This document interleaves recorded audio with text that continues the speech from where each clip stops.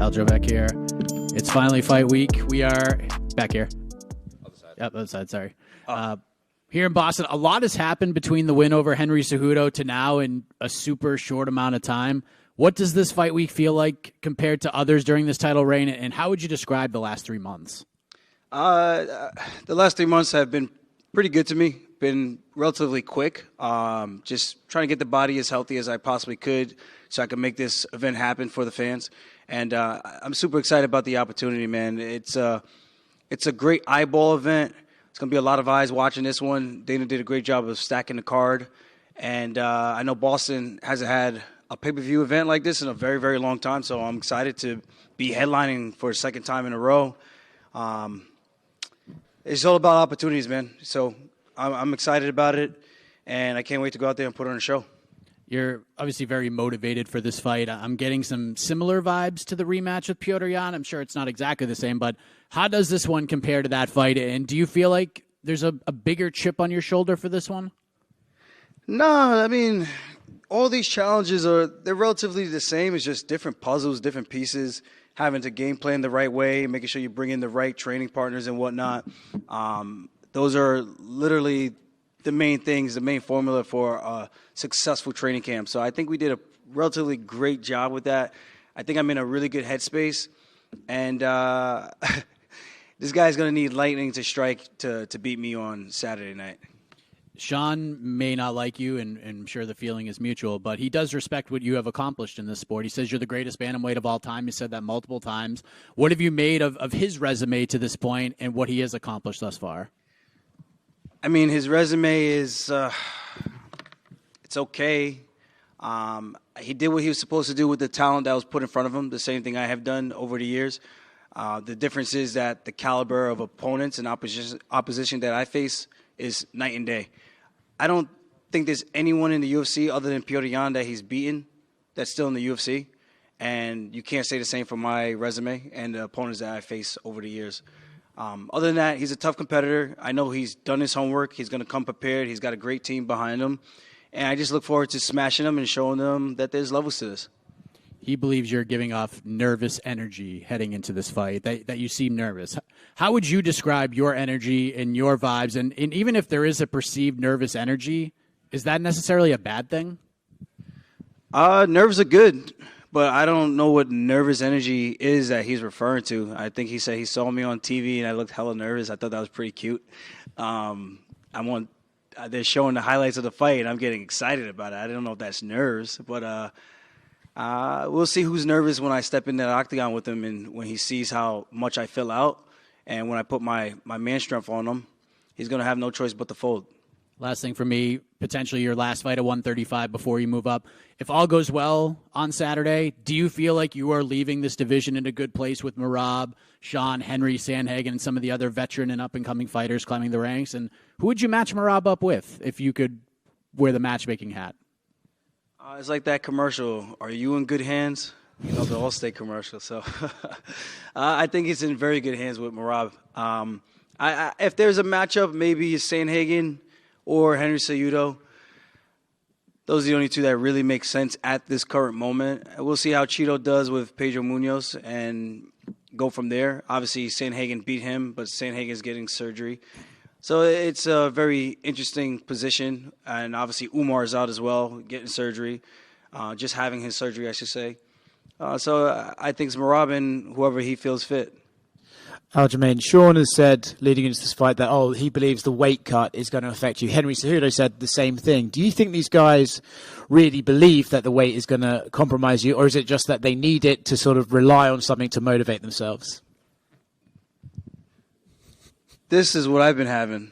So I don't think there's any weight cut that's going to be an issue for myself, you know. So if these guys are banking on me missing weight, over what history, what track record do I have of ever missing weight?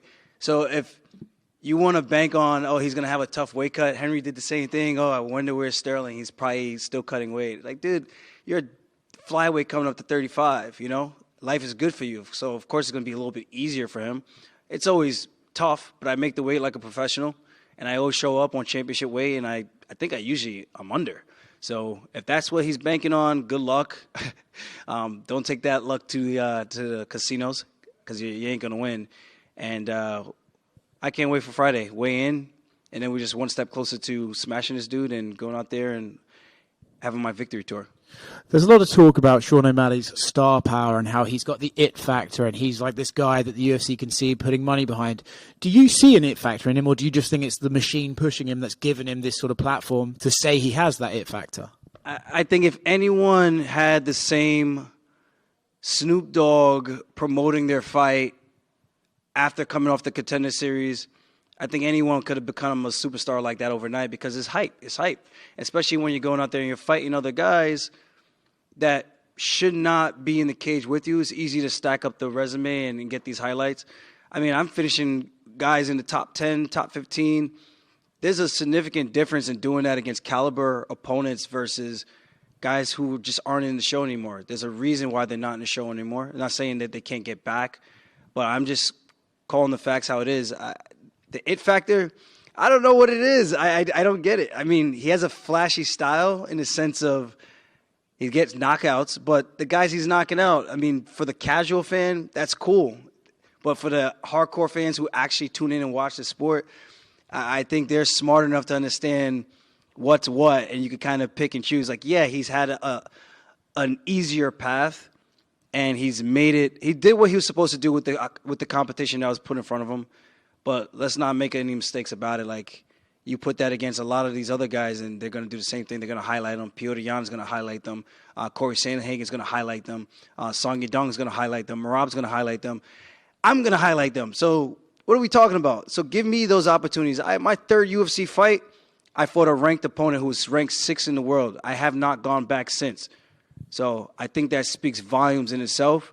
And that's what gives me the confidence coming into Saturday night at UFC 292. And I can't wait to go out there and just smash the teacher's pet hype machine and go on with my day. And then I could start to really promote my Funk Harbor. And I got a bottle for Dana too. So it's gonna be a good time in Boston. Just a bottle for Dana, or? Yeah, it's a limited edition run. We only got 4,000 bottles, so there's only so much I can hand out for free in the very beginning. But we'll get the ball rolling a little bit more, and I'm excited to share this with the world. This opportunity coming out here to fight Sean in Boston is another opportunity for me to build things outside of the fighting, because obviously, like you guys heard me say, fighting doesn't last forever. I'm still undecided what exactly I'm going to do when I do retire, but I want to make sure I enjoy this moment while I can and take as many of these opportunities while I can and be as active as I can. And being back here 3 months later, what other champion is doing that, you know? So I'm just looking to go out there and put on a show, man. I want to make sure the fans get their money's worth on Saturday night. Aljo, over here to your left. I saw a recent interview with Sean where he said, it was about a week ago, he said that there's going to be a big mental part of the game, and he goes, "You're not ready for the mental war." What's your response to that? Piotr Jan for 1 year. I think that was pretty mental warfare right there. So, and it wasn't just the fans; it was himself also talking some shit. So, if that's not mental warfare, then I don't know what is. I look forward to the games. He was quiet this entire build-up to this fight. The only time he made some noise is when he came in the octagon with me, and you know, I showed him who was the boss that night, and I'm gonna show him who's the boss on Saturday night, August 19th. We'll see what mental warfare, man. I got my mantra, man. Too tough, too strong, too quick, and I can't be broken. So if none of these guys were able to break me over the years, I don't know what in the world makes Sean O'Malley thinks he has something that he can say that would be witty enough, clever enough, or that can knife through my mental mindset. Hey, whatever makes him sleep at night, man. If that's what's going to make him feel comfortable making that walk, he's going to get a reality check as soon as that cage door locks. It's as simple as that. And the clock is ticking. So I saw him in an even more recent interview where he kind of took a different side, and he talked about, you know, him being a striker, you're known for your grappling, and he basically admitted if it stays on the feet, he wins, almost admitting that if you take him down, he loses. His coach kind of said something similar. What's your response to that? It's weird. It's weird, man. I don't take anything that they say, like, I take it with a grain of salt, man. At the end of the day, I know he can grapple. I'm not saying he's completely awful, but I think we all know that there's levels to grappling. I've shown that in the past. I've defeated his grappling coach and outpositioned him and took him down multiple times.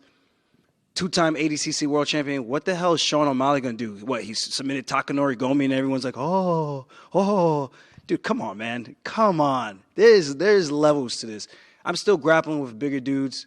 I'm having my way with them still, and I'm cutting weight, you know? So if he thinks I can't strike, a lot of other opposition thought the same thing, and I think I did a pretty good job of outstriking them. And I think the stats speak for themselves. So it's up to me to just go out there and just do what I do best, bring the funk, and leave this guy face down, ass up. But one thing about you that, the people who don't like you or don't give you a lot of credit, they'll say, won the champions by disqualification. They love me, man. They love me. Then split decision, then a hurt TJ Dillashaw, then another split decision. Do you think if you dominate Sean that those people will finally give you your just due, or do you think they'll come up with some other excuse and not really give you your credit? They're going to say O'Malley wasn't credible enough. He shouldn't have been in there in the first place. When I fought Cejudo, if he wins, Cejudo's back. He's so great. But if he loses, he was gone for 3 years. The guy's been training. He's been coaching the world champions, the who's of the divisions. And then with TJ, I fought with a torn labrum multiple times, 7 professional fights. I've won every single one of them. You can't use that crutch when you want to. I knocked out Cody Garbrandt with the bum shoulder. Yeah, I could knock out Aljamain Sterling too. It's a different matchup, dude. I kicked the shit out of his arm, and I think that's what probably dislocated his shoulder to begin with, and then I took him down, and that was the fight. You come in, and I can only fight who the UFC puts in front of me. It's not my fault you want to come in thinking that you can beat me with a bum shoulder. That's on you. That's not on me. And it's not my fault the judges gave that a split decision with myself and Piotr Jan. I think the first round, I outstruck him by 7 strikes. I landed a big elbow in his head. He stumbled backwards. I landed the most significant strike in that first round. I should have 10-8'd him in round 2. And round 3 was up for a debate for a 10-8 as well. Round 4, I should have taken his ass down and not try to get style points. And I tried to jump on his back and ride him like a pony. Pause. And I fell off the top, and he was able to get back into the fight. But what did he honestly do? I won those fights. You can make whatever. All the judges said this. Cry all you want, man. I love the tears, and I'm going to be laughing all the way to the bank. So line them up. I'm going to keep knocking them down and do what winners do, and that's win. My last question. You've been in main events. You've defended your title. You've gone 25 minutes. All things that Sean hasn't done. How much of an advantage is that? I think it's a big advantage. I think the biggest advantage coming into this is the level of competition I've faced to date. Like I said, Sean's got some serious skills. He's got good feints. He's long. He's rangy. I think he's going to be the first opponent that actually has a longer reach than me. I'm 71. I think he's 72. I've acknowledged all these things. He's got good front kicks. He does good spins.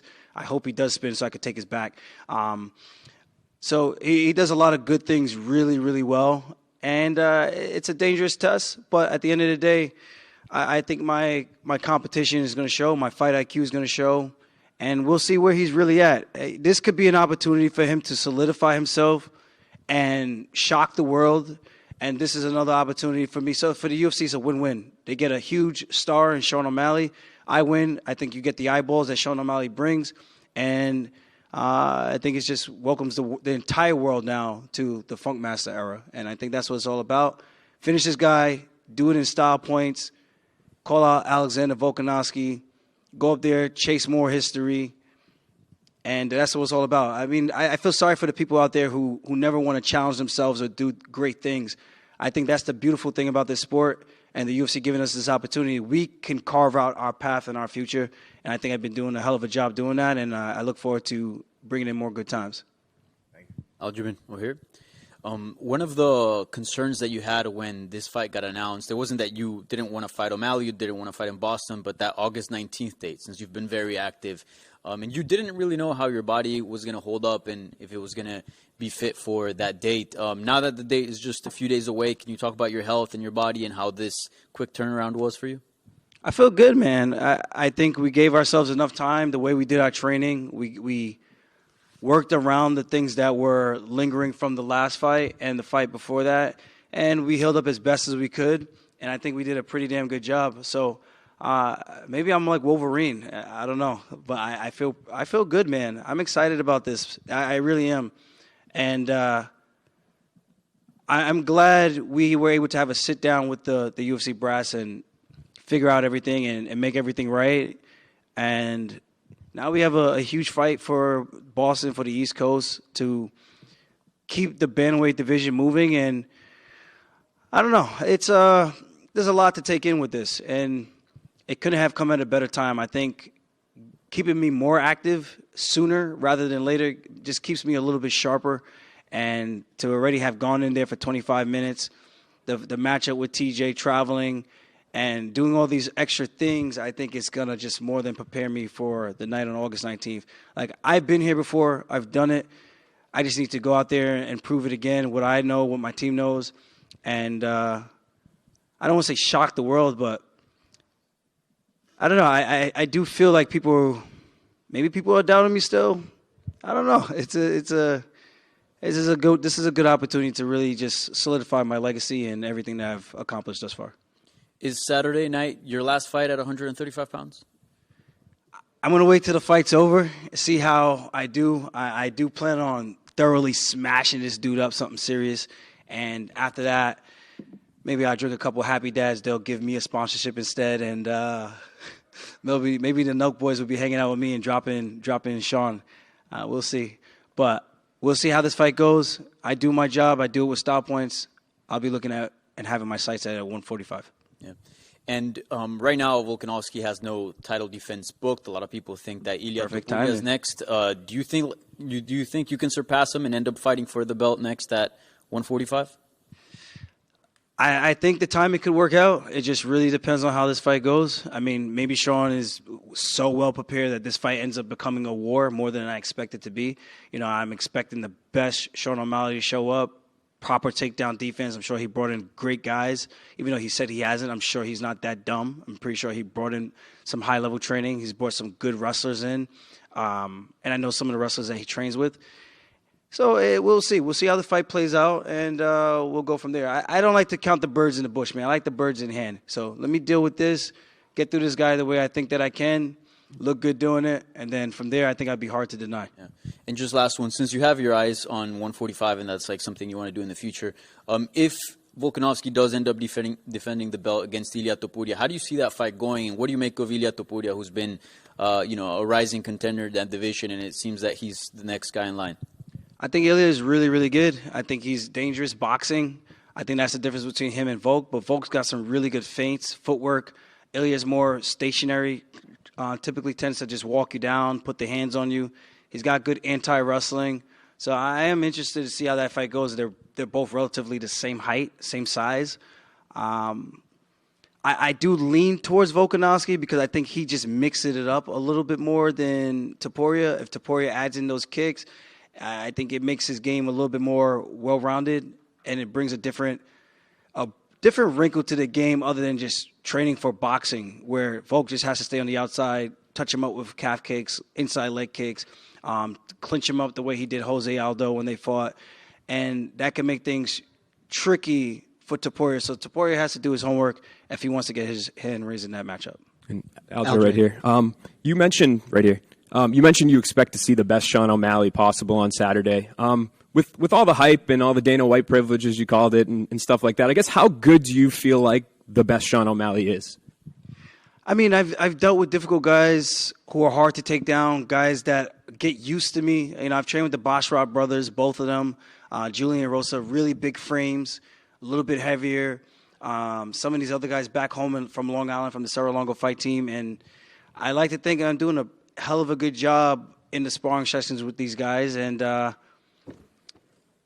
would imagine O'Malley won't have the same looks that I bring, and obviously I won't have the same exact looks that he brings, but that's what makes this matchup very, very interesting and intriguing. You know, can I get inside without getting sniped, and is he as accurate as he thinks he is? And then the other part is how good is his takedown defense and how much time he's had since his last fight to improve. So I look at all these things. I factor them all in. I'm going to be safe. I'm going to be calculated. And when it's time to take risks, we're taking some risk. Aljamain, you talked about challenging yourself on your journey. You know, it's incredible to think back 8 years to February 2014 and what you've done since then. And then you look at Cody Gibson, who hasn't fought, It's almost been 8.5 years since he last fought in the UFC. I know you guys had your debut together. Can you touch on his Ultimate Fighter experience? I mean, you guys have really unique history that you both had your UFC debuts against one another. Yeah, we both took the fight on short notice. I was supposed to fight Lucas Martins, then he pulled out. Then I believe I was supposed to fight Brian Caraway.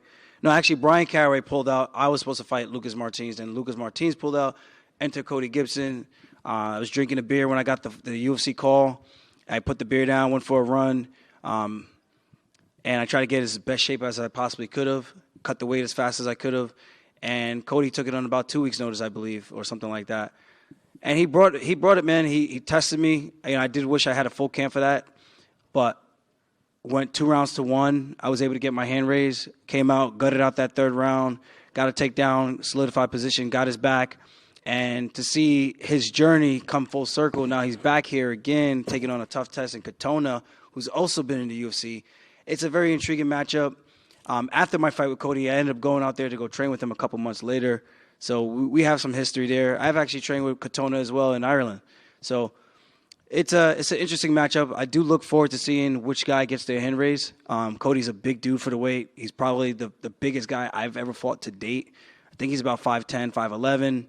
And, yeah, man, and he can wrestle. That's the thing about him that makes him tricky. So it's kind of like I've had that experience with these guys. The difference is I'm looking at Sean, and it's like Cody with Sean-level striking and accuracy, but without the grappling. So I'm excited for all these guys, man. I'm a student of the game. I'm a fan of the sport. I literally watch every single card, every single fight, and I try to learn from people as much as I can and try to add stuff to my game as best as I can as well. Thank you. Ed, one last question. I don't know if you're a Rocky fan. I see you a little bit as Rocky, a little bit of Apollo. There's the great scene at the end of Rocky 3 where they train together and they, behind closed doors, have that moment, ring the bell, ding, ding.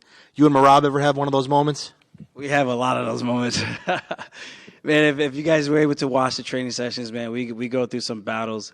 It's always fun having him for a training partner to push me and to get me ready for my fights, and it's always fun to help him get him ready for his fights.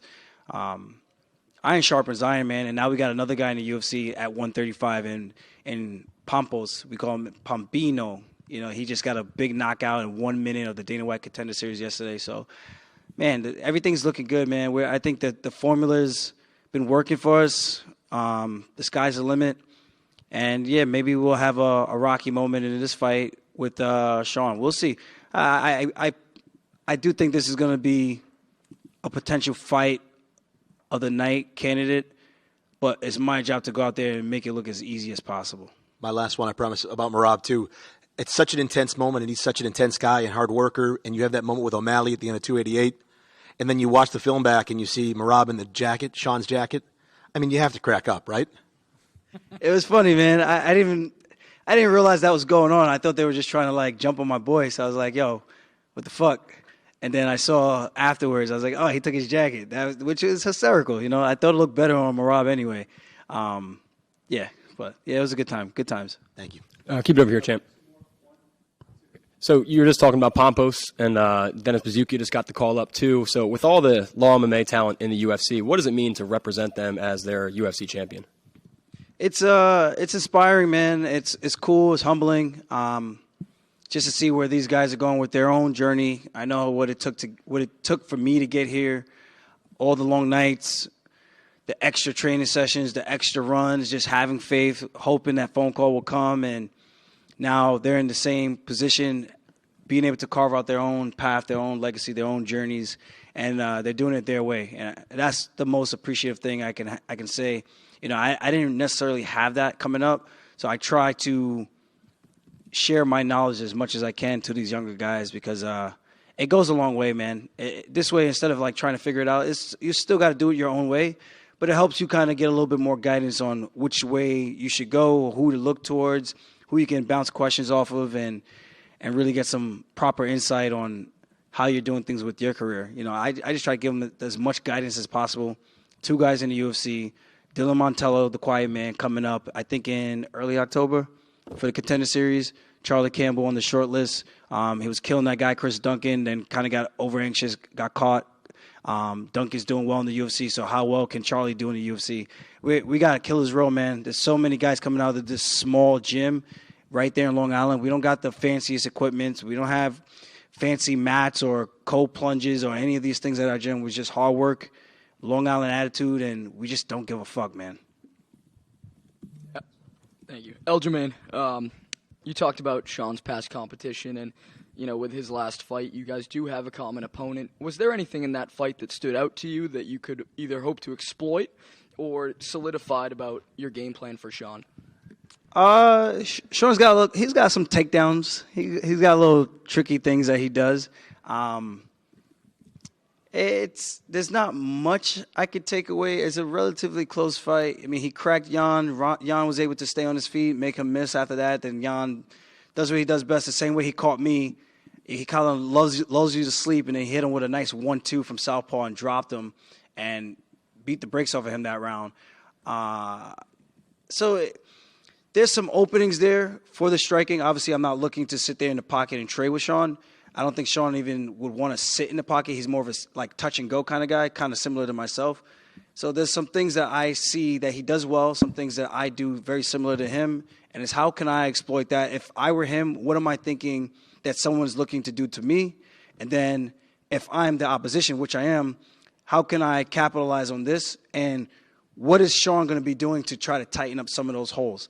And that's the best way I can approach the game. So I think it was a good fight. He showed a little grit in that one.